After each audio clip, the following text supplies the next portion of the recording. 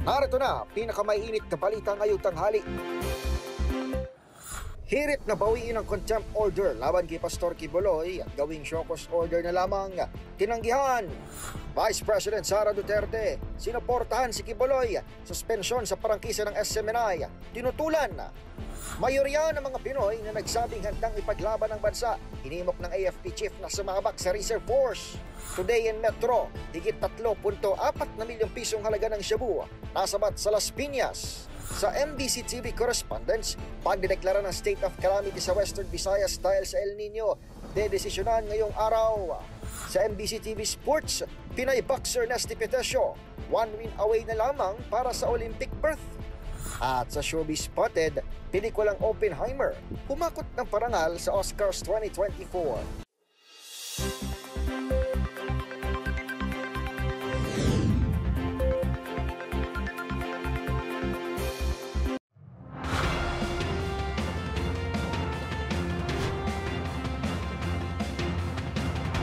Bawat balita, makabuluhan.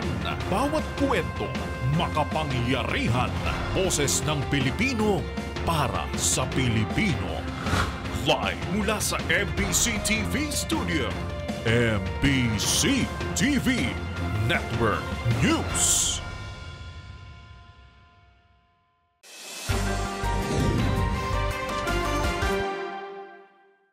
Pilipinas, tinanggihan sa Senado ang hirit na bawiin ang contempt order laban kay Pastor Apollo Quiboloy at gawin na lamang itong show cause order. Paliwanag ni Senator Risa Hontiveros, tahasang ipinasawalang bahala ni Quiboloy noon ang imbitasyon sa kanya na sumipot sa mga pagdinig, kaya marapat lang daw na manatili ang contempt order kontra rito. Ang mga detalye sa balitang yan, tutukan sa report ni Raymond Dadpaz. Hinabla ni Senador Risa Hontiveros ang kahilingan ni Senador Robin Padilla na bawiin ang contempt order ng Senate Committee on Women at gawin na lang itong show cause order laban kay Pastor Apollo Quiboloy ng Kingdom of Jesus Christ.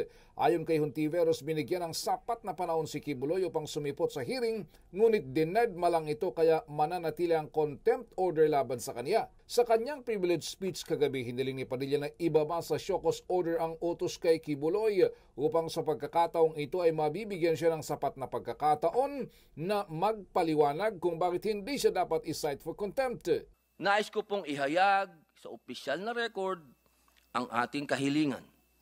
Ang mabigyan po ng konsiderasyon ang hiling ni Pastor laban sa contempt order ng Committee on Women, Children, Family Relations and Gender Equality at mabigyan ng daan ang pagpapalabas po ng show cause order kay Pastor sa susunod na pagdinig. Maraming Muling inulit ng senador ang katwiran na malaki ang naging ambag ni Quiboloy sa kampanya laban sa CPP-NPA na dapat kinikilala ng pamahalaan. Questionable umano para sa senador ang mga inilalahad na testigo sa Senado na pawang nakatakip ang mukha. Masyado umanong napopolitika ang investigasyon ng Senate Committee on Women kaya dapat na itong itigil dahil hindi na ito in aid of legislation. Hinamon ng mga may reklamo laban kay Quiboloy na dalhin sa korte ang kanilang kaso. Hanggang sa araw na lang ito ang deadline ng grupo ni Senador Robin para makuha ang 8 pirma upang maisantabi ang contempt order laban kay Quiboloy. Hanggang kagabi ay 4 na pirma pa lang ang hawak ni Padilla. Kasama niya sina Senador Amy Marcos, Senator Bongo at Senador Cynthia Villar. Para sa MBC TV Network News, ito si Raymond Dadpaz. Sama-sama tayo, Pilipino.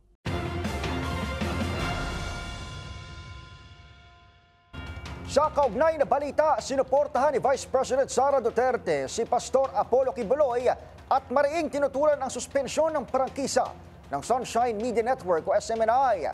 Sa isang video message, kinundina ng Vice Presidente ang umano'y hindi makatarungang pagdinig na isinasagawa ng Kamara at Senado. Pakinggan natin si Jackie Resio.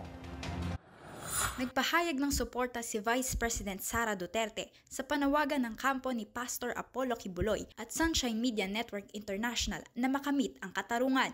Ito ay kaugnay ng mga alegasyong pang-aabuso laban kay Kibuloy at pagsuspindi sa prangkisa ng nasabing broadcasting network. Sa isang video message, kinundina ng Vice Presidente ang tila hindi patas na pandinig na isinagawa sa Kamara at Senado. Ayon kay Duterte, mistulang hinatulan na ng guilty verdict si Pastor Kibuloy. Kaya naman nararapat na mabigyan ng tamang paglilitis sa korte si Kibuloy upang makamit ang tunay na hustisya.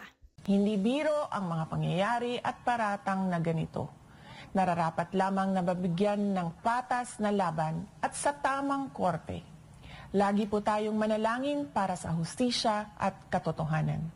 Justice and the truth cannot be achieved in trial by publicity, but by a day in court. Matatandaan na pinayuhan noon ni Pangulong Bongbong Marcos na humarap na sa mga pagdinig si Kibuloy para madepensahan ang kanyang sarili laban sa mga kasong human trafficking at sexual abuse na inihaharap sa kanya. Para sa MBC TV Network News, ito si Jackie Resio. Sama-sama tayo, Pilipinas.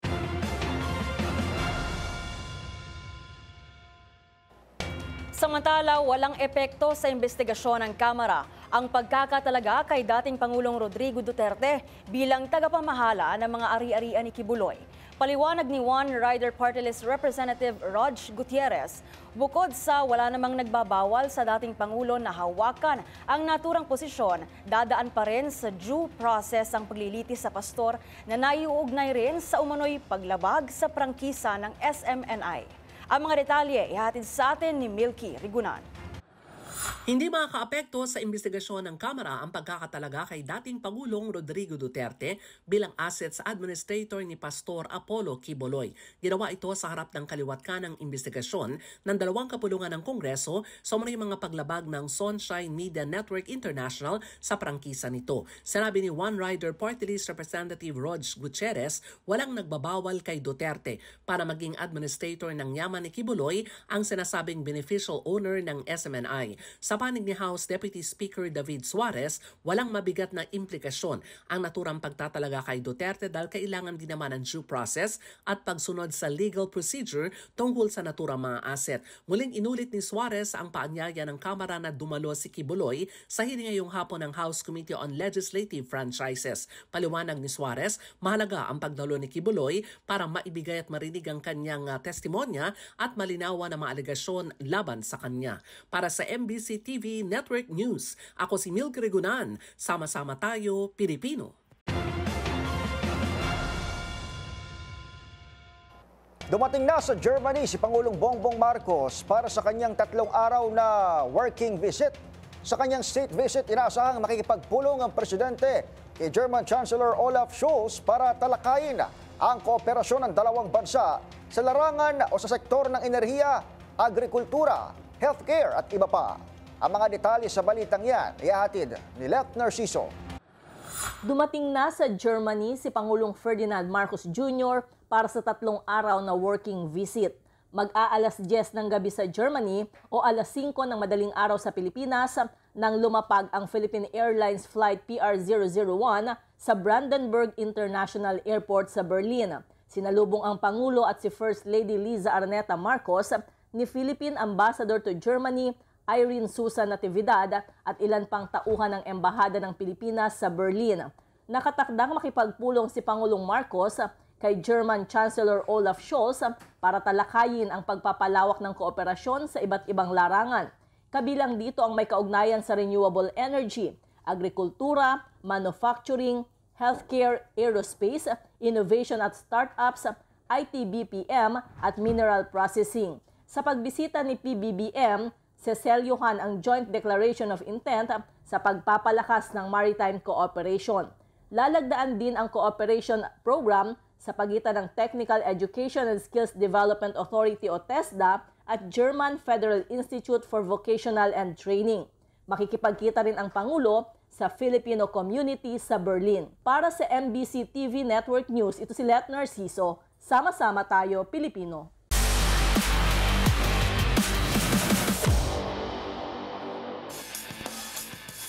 Gymnastics.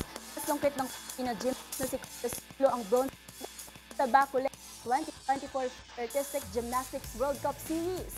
Ilang buwan bago ito sa Paris Olympics. Tutukan ang detalye na ito. Nasecure ng Filipino gymnast na si Carlos Yulo ang bronze medal sa Bacolod ng 2024 FIG Artistic Gymnastics World Cup Series. Bilang bahagi ng kanyang build-up para sa 2024 Paris Olympics, tinapos ni Yulo ang men's floor exercise with a score of 14.366. Nakuha ng gold medalist na si Yahor Sharamko with 14.933 ang first spot at silver medal naman para kay Kazuki Minami with 14.666. Sa kabila nito, sinabi ni Gymnastics Association of the Philippines President Cynthia Carrion na on track pa rin ang Pinoy athlete sa kanyang preparasyon sa paparating na Olympics. Ito ay sa kabila ng kawalan nito ng coach matapos ang pag-alis kay Monehiro Kugiyama noong Oktubre ng nakaraang taon. Kabilang si Yulo sa 4 na atletang Pinoy na may secured slot na sa Olympics, kasama ang fellow gymnast na si Alea Fenigan, boxer Yumir Marshall at pole vaulter na si EJ Obiena.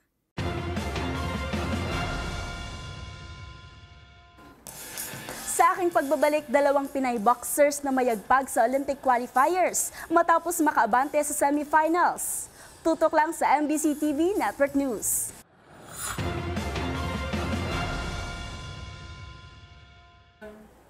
Narito ang mga balitang dapat mong abangan. Mayorya ng mga Pinoy na nagsabing handang ipaglaban ang bansa, hinimok ng AFP chief na sumabak sa Reserve Force. Level ng tubig sa 7 dam sa bansa, patuloy sa pagbaba ayon sa Pag-asa Hydro Division. Higit 3.4 million pesos na halaga ng shabu nasabat sa Baybas sa Las Piñas. At pelikulang Oppenheimer, humakot ng parangal sa Oscars 2024. Lahat ng yan sa pagbabalik ng MBC TV Network News.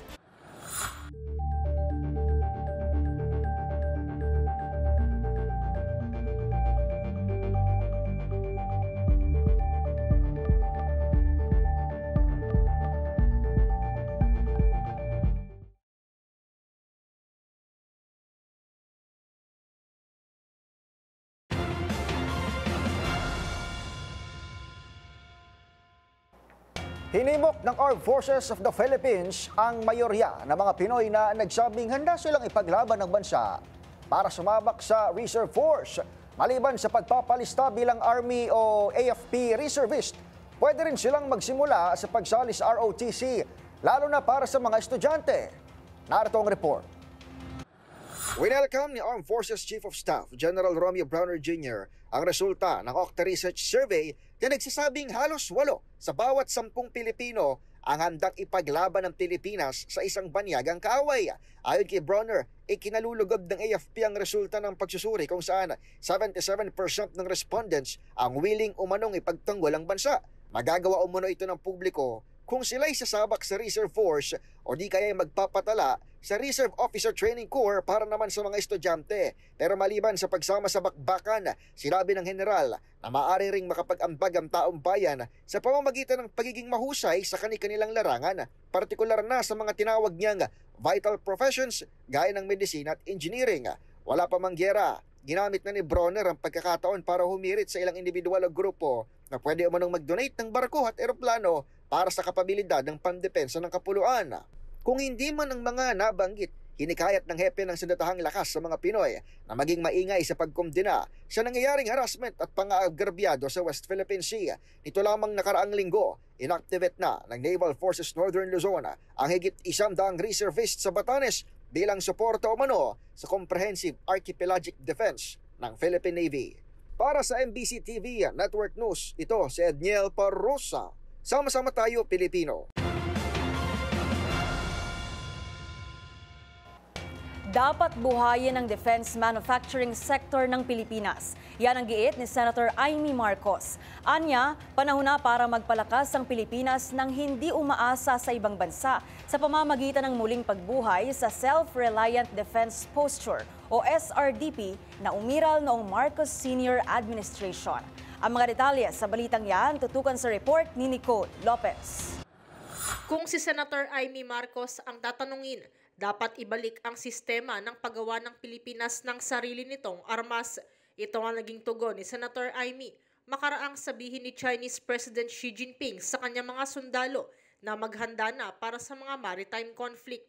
Ayon sa senadora, kailangang magpalakas ang Pilipinas at buhayin ang SRDP o ang Self-Reliant Defense Posture.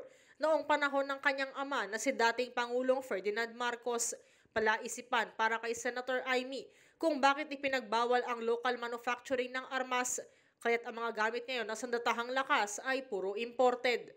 Makahina naman natin at nawala yung mga machinery at the defense equipment manufactured in the Philippines. Sana ibalik natin yan.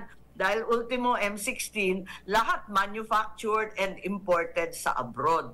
Dapat ibalik natin yung mga... Dati gumagawa na tayo ng mini cruiser Kung maalala mo tapos ina-export pa sa sa Middle East, Southeast Asia. Meron pa tayong mga patrol boats. In fact, pumasok na tayo sa missile Meron na tayong bongbong missile nun. Ngayon, wala na, zero na. Ibalik natin yon kasi sa dinami-dami ng kaalyado natin at talagang malalakas ang US, ang Japan, and so on, sa hunot dulo, wala namang maaasahan na magtatanggol ng Pilipinas, kundi Pilipino pa rin. Giit ng senadora, bagaman nakatutuwa na maraming Pilipino ang handang lumaban para sa Pilipinas, pero hindi naman sapat na tapang lang ang baon, lalo pat ang China na ang may pinakamalaking navy sa buong mundo.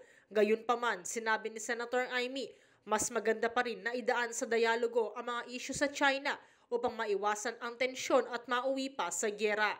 Para sa MBC TV Network News, ito si Nicole Lopez. Sama-sama tayo, Pilipino.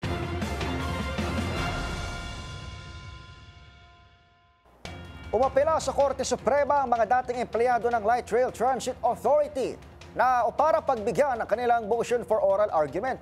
Ito'y kaugnay ng kanilang kasong illegal dismissal kontra sa mga opisyal at pamunuan ng LRTA. Nagbabalita si Boy Gonzales. Hiniling ng mga dating empleyado ng Light Rail Transit Authority sa Korte Suprema na idaan sa oral argument ng kanilang kasong illegal dismissal laban sa mga opisyal at pamunuan ng ahensya.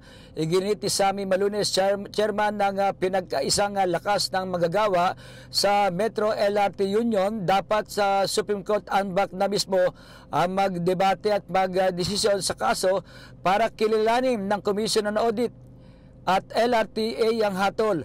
Ayon kay Malunes, matapos ang higit sa 2 dekada, hiling pa rin nila ang hustisya, lalo na't marami sa kanilang mga kasamahan ang namatay nang hindi natatanggap ang nararapat na benepisyo. Taong 2004 ng panigan ng labor arbiter na National Labor Relations Commission ang kaso ng mga dating empleyado at inatasan ang LRTA na bigyan sila ng kaukulang separation pay, sahod, danyos at iba pang hindi na ibigay na benepisyo.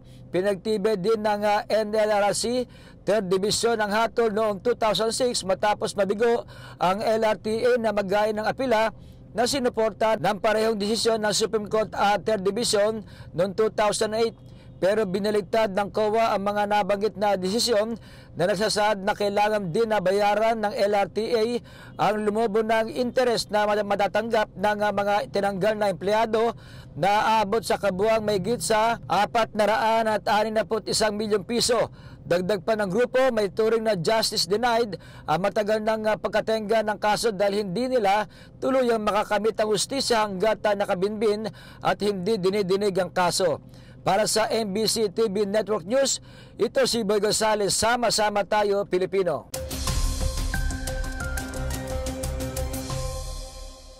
Magandang tanghali, Pilipinas. Para sa ating weather update ngayong araw na Martes, March 12, 2024.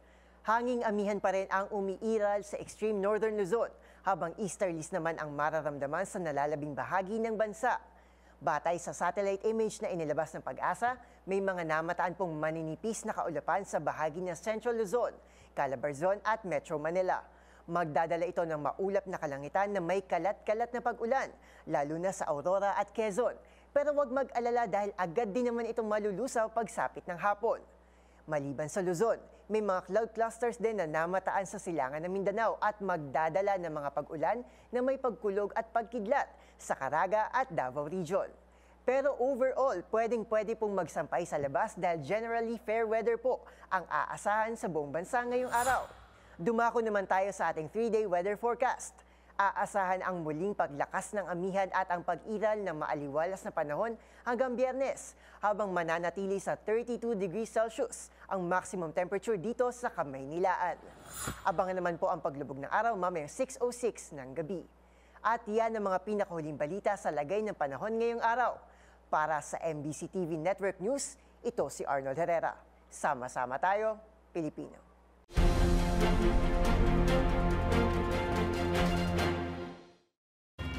Nasabat ng mga otoridad ang higit sa 3.4 million pesos na halaga ng hinihinalang shabu sa lungsod ng Las Piñas. Ayon sa Southern Police District, nahuli sa bypass operation ang 44 anyos na suspect na kinilala lamang sa alias na Kuya.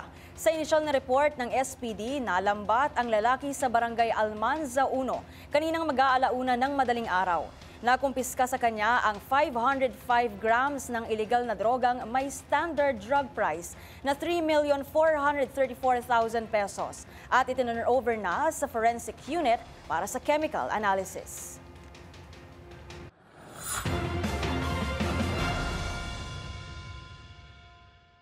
Papayagang dumaan sa bike lanes ng mga pangunahing lansangan sa Metro Manila ang mga dipadyak o pedal assist e-bike. Yan ang anunsyo ng Metropolitan Manila Development Authority matapos ang pagpupulong kasama ng mga representante ng iba't ibang lokal na pamahalaan. Ang mga pagbabago sa regulasyon, target ng ipatupad simula sa Abril 15. Narito ang detalye sa report na ito. Papayagang dumaan sa national highways ng Metro Manila ang ilang klase ng electronic bicycle basta't mananatili ang mga ito sa mga designated bike lane. Iyan ang nakasaad sa isinasapinal na Metropolitan Manila Development Authority Regulation 2024-002 kaugnay ng pagpulis sa light e-vehicles sa mga pangunahing lansangan. Pero paglilinaw ni MMDA Chairman Attorney Don Artes, tanging mga pedal assist o e-bike na ginagamitan ng pedal lamang ang maaring bumagtas sa EDSA, C5 at alinman sa 19 na major thoroughfares na may linya para sa mga active transport user. Bawal pa rin umanong dumaan sa nasabing mga kalsada ang mga e-trike at e-bike na may kapareho ng kapasidad ng isang regular na motorsiklo. Ang mga pedal assist, pwede. Pero kung makaklasify na sila as motorcycle, hindi na po pwede yan. Bukod sa nasabing exemption, pwede ring tumawid ang e-bike at e-trike sa mga pangunahing lansangan basta't susunod ang mga ito sa kaukulang traffic rules. Target ipatupad ng MMDA ang nasabing regulasyon sa Abril 15 pero nagpapatuloy pa ang konsultasyon sa mga lokal na pamahalaan at iba pang stakeholder gaya ng mga pro-e-bike advocates at mga distributor at gumagawa ng e-bike. Sinasabi namin na isubmit yung mga variety nitong mga e-vehicles para maklasify naman namin na ikaw pwede ka pang dumaan sa bike lane yung mga ganitong klase, ito hindi na pwede. Wala namang nabago sa naunang resolusyon ng MMDA na pagmumultahin ng mga mahuhuli ng 2,500 pesos habang impound naman ang sakyan na aabutin ng mga walang lisensyang e-trike at e-bike rider. Para sa MBC TV Network News, ito si Edniel Parrosa. Sama-sama tayo, Pilipino.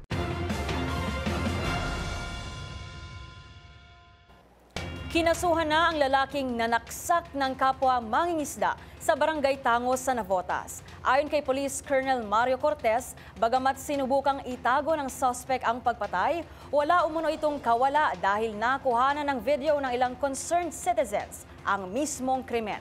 Ang buong detalye alamin sa balita ni Edwin Duque.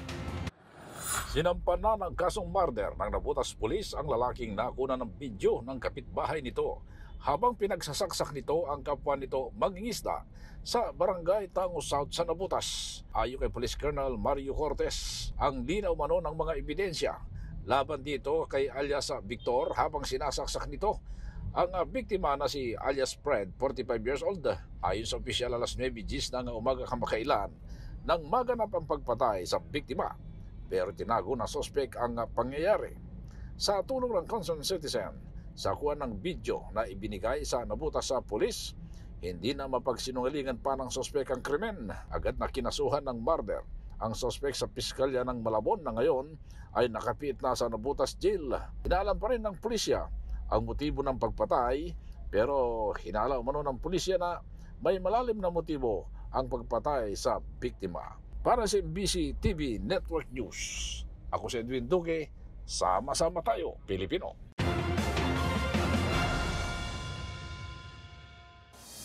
Narito pa ang mga balitang dapat ninyong abangan. Level ng tubig sa 7 dam sa bansa patuloy sa pagbaba. Sa MBC TV correspondence, deklarasyon ng state of calamity sa Western Visayas dahil sa El Nino. Hahatulan ngayong araw. Sa Showbiz News, pelikulang Oppenheimer humakot ng parangal sa Oscars 2024. At mga pag-iingat na dapat tandaan para makaiwas sa heat stroke. Alamin lahat ng yan sa pagbabalik ng MBC TV Network News.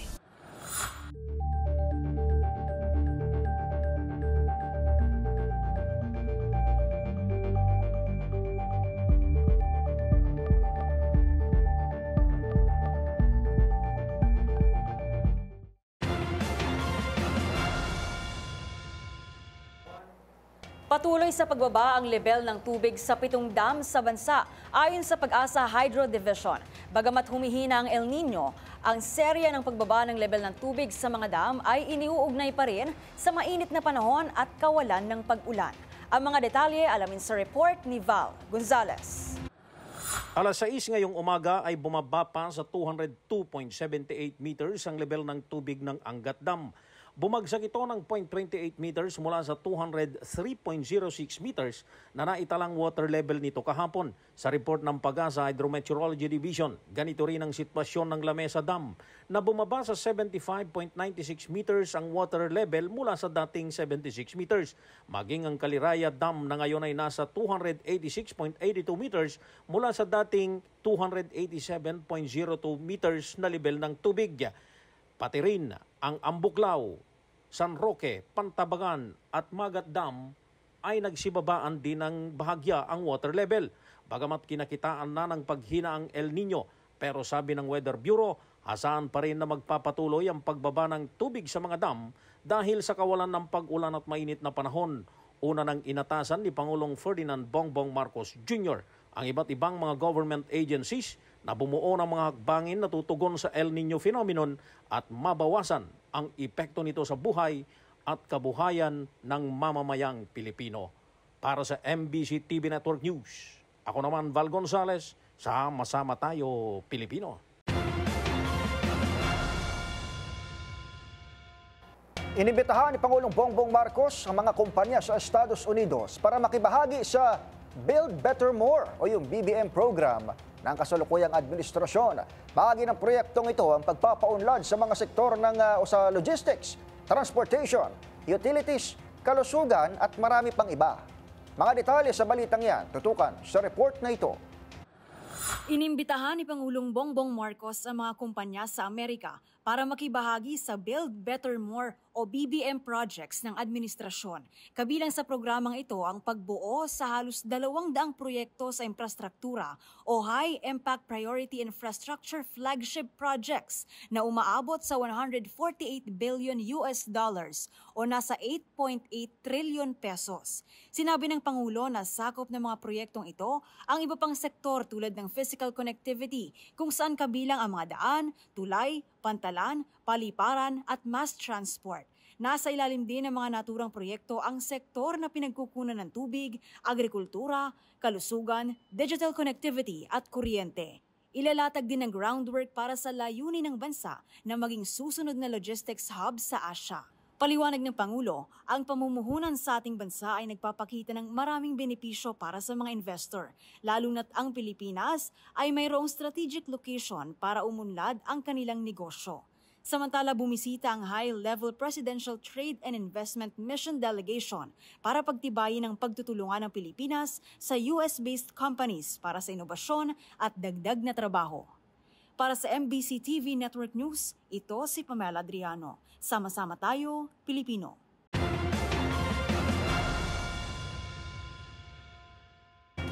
Maharap sa lifetime imprisonment ang sinumang mahuhuling nagtatago ng iligal na droga. Ito ang babala ni Eastern Samar Governor Ben Evardone sa mga magtatangkang magtago ng cocaine na nakitang palutang-lutang sa dagat.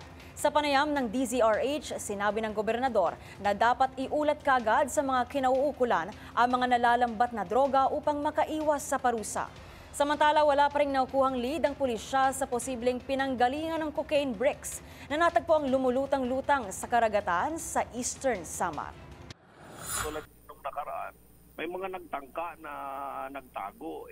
Siyempre, hindi naman sila pababayaan ng batas. May mga nahuli din. Kaya kawawa. Kaya ngayon, kung sino man may nakikinig, huwag na kayong magtago dyan dahil talagang sino magbebentahan ninyan, wala kayong kamalay-malay dyan.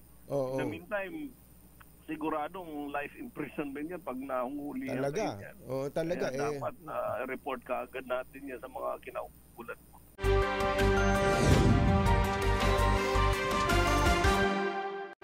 Dedesisyonan ngayong araw ang pagdedeklara ng state of calamity sa Western Visayas dahil pa rin sa El Niño phenomenon. Yan at ang iba pang mga rumarapidong balita mula sa mga probinsya. Hatid ng iba't ibang istasyon sa ilalim ng MBC Media Group.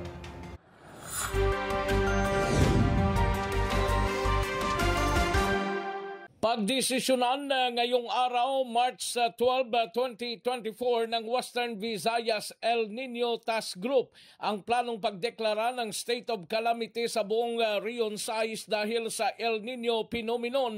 Ayon kay Office of the Civil Defense o OCD Region 6 spokesperson Cindy Ferrer, magpupulong ngayong araw ang task force upang malaman ang pinakahuling datos na pinsala ng El Niño sa mga probinsya sa buong Western Visayas. Dagdag pa ni Ferrer, ang task force pinamunuan ng Department of Interior and Local Government at OCD, katuwang ng ibang mga partner agencies. Sa datos na naipresenta ni Ferrer, may pinakamalaking pinsala sa pananim ay ang lungsod ng Iloilo na umabot sa 486 million pesos, Antique 115 million pesos at Negros Occidental 55 million pesos. Ito si Rex Cantong, Sama-sama Tayo, Pilipino. Balita mula sa Central Mindanao. Nasabat ng joint operatives ng PIDEA BARM at ng PNP BARM ang 250 gramo ng shabu na may market value na 1.7 million pesos sa bahagi ng National Highway ng Barangay Makir, Datu Udin, Sinsuat, Maguindanao del Norte. Arestado din ang dalawang drug suspect na kinilalang sina Amir Andungan Usman, 31 years old, at Nonga Ononga Mamaladang Abdila, 32 years old. Kasamang nakumpiska ang 250 gramo ng shabu na nakabalot sa 5 piraso ng heat-sealed transparent plastic sachets, isang unit na motorsiklo, cellphone at IDs na gamit ng mga suspect sa kanilang drug transaction. Napatid na matagal na minamanmanan ng otoridad ang grupong ito na ayon sa PIDEA BARM na silang responsable di umano sa illegal drug trafficking at pag-distribute sa area sa Maguindanao, Cotabato City hanggang General Santos City. Ayon sa joint elements, ang pagka-aresto ng dalawa ay may malaking impact umano upang masawata at matukoy pa ang ibang kasamahan ng dalawa na may kaugnayan sa supply chain sa rehiyon at sa mga katabing lugar sa Central Mindanao. Para sa MBC TV Network News, ito si RH19, June Di Makutak mula sa Central Mindanao. Sama-sama tayo, Pilipino. Balita mula sa Davao Oriental, napahagulgol na lang sa iyak abag-abagulan ng isang 18 anyos na lalaki matapos itong malunod habang naliligo sa dagat na matagpuan sa Baganga Compound, Davao Oriental. Ang biktima na kilalang si Jeffar ay natagpuang patay kahapon ng umaga kung saan ang mga kaanak ay umapila sa publiko matapos itong maiulat na nawawala simula pa noong Marso 10 ng taong ito. Napag-alaman, sandali lang sanang maliligo ang biktima dahil naengganyo siya sa malinaw na tubig ng dagat habang ang ama ng biktima ay busy na nagkukumpuni ng sasakyan bilang mekaniko. Ngunit biglan lang humampas ang malakas na alon dahilan kung bakit hindi na nakaahon ang biktima. Makalipas ang isang araw, natagpuan ito ang wala ng buhay. Para sa MBC TV Network News, ito si June Soter. Sama-sama tayo, Pilipino. Mga step-by-step na dapat malaman mo sa #AlaminNaDes. Bagamat hindi pa opisyal na inaanunsyo ng Pag-asa ang warm and dry season o mas tinatawag nating summer, matindi na ang init na ating nararanasan lalo na sa tanghali at hapon. Kaya naman paalala ng mga eksperto, gayon din ng Department of Health, laging tandaan ang mga pag-iingat na dapat gawin para makaiwas sa mga sakit lalo na sa heat stroke. Kung ano-ano yan, alamin na this sa report nito. Mga step-by-step na dapat malaman mo sa #AlaminNaThis. Madalas maranasan tuwing panahon ng tag-init o summer season sa bansa ay ang heat exhaustion. At paalala ng Department of Health, ito ay maaaring lumala at maging heat stroke lalo kung hindi malulunasan. Kaya naman may ilang paalala ang DOH sa mga pag-iingat na dapat gawin para makaiwas sa heat stroke ngayong nalalapit na naman ang summer season. Limitahan lamang ang pananatili sa labas ng bahay. Inirerekomenda na lumabas lamang kapag hindi natirik ang araw. Ugaliing uminom ng maraming tubig. 8 baso nito kada araw ang kailangan ng ating katawan ayon sa DOH. Hanggat maaari ay magsuot lamang ng maninipis at maluwag na damit at light-colored clothes. Iwasan ang pag-inom ng mga inuming may caffeine tulad ng kape at tsaa. Paalala ng heat stroke ay isang medical emergency. Kung may mga senyales na ang isang tao ay nakakaranas nito, dapat ay mailipat ito sa malilim na lugar o maipasok na sa loob ng bahay. Ngayong #AlamNaThis, dapat i-share na this.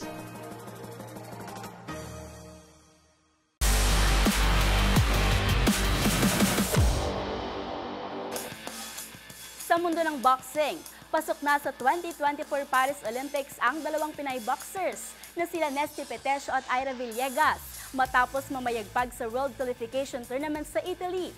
Sasamahan nila Petesio at Villegas ang isa pang Pinoy boxer at bronze medalist na si Yumir Marshall.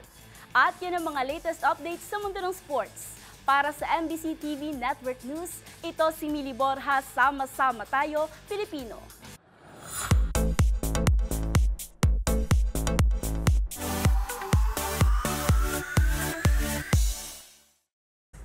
Matapos humakot ng parangal sa mga prestihiyosong award-giving body tulad ng Golden Globes at British Academy Film Awards, Oscars 2024 naman ang pinagharian ng historical film na Oppenheimer. Ang kanilang winning moment at iba pang kaganapan sa nagdaang 96th Academy Awards sa Showbiz Report na ito.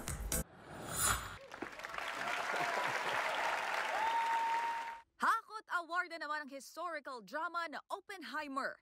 7 parangalang naiuwi nito sa katatapos lang ng 96th Academy Awards. Nasungkit ng naturang pelikula ang titulo bilang Oscars Best Picture, Best Original Score, Best Cinematography at Best Film Editing.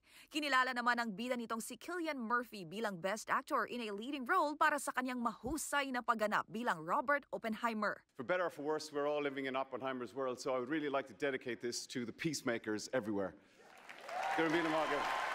Habang Best Supporting Actor naman si Robert Downey Jr. na bumida bilang Louis Strauss at wagi rin ang direktor nitong si Christopher Nolan. Ang Oppenheimer ay tungkol sa American theoretical physicist na nakaimbento ng atomic bomb.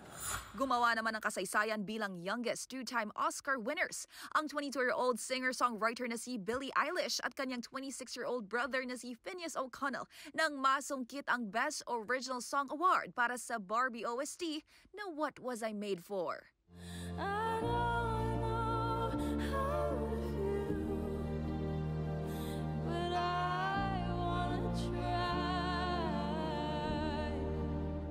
Unang nag-uwi ng Oscar trophy ang magkapatid noong 2022 para sa James Bond soundtrack na No Time to Die. Samantala, agaw eksena rin sa prestihiyosong award-giving body nang lumabas si former WWE star John Cena nang walang damit. At tanging presenter card lang for Best Costume Design ang Bit-Bit. At dito rin nakumpirmang it's the start of something new para kay High School Musical star Vanessa Hudgens na isang soon-to-be mom. Ang film actress na nagsilbing host sa pre-show ng event rumampas sa red carpet, flaunting her baby bump sa suot na body-hugging turtleneck dress. Ginanap ang 76 na edisyon ng prestihiyosong Academy Awards sa Los Angeles.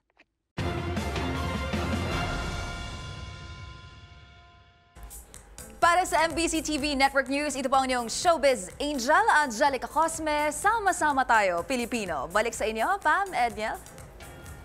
Maraming salamat kay Showbiz Angel at kanina kay Matchpoint Mili. Yan ho, ang mga nakalap si Edniel Parrosa. At ito naman si Pamela Adriano. Magkita-kita tayong muli bukas, araw ng Miyerkules, para sa mga balitang makabuluhan, mga kwentong makapangyarihan. Hatid ng boses na Pilipino para sa Pilipino. Ito ang MBC TV Network News Sama-sama tayo, Pilipino!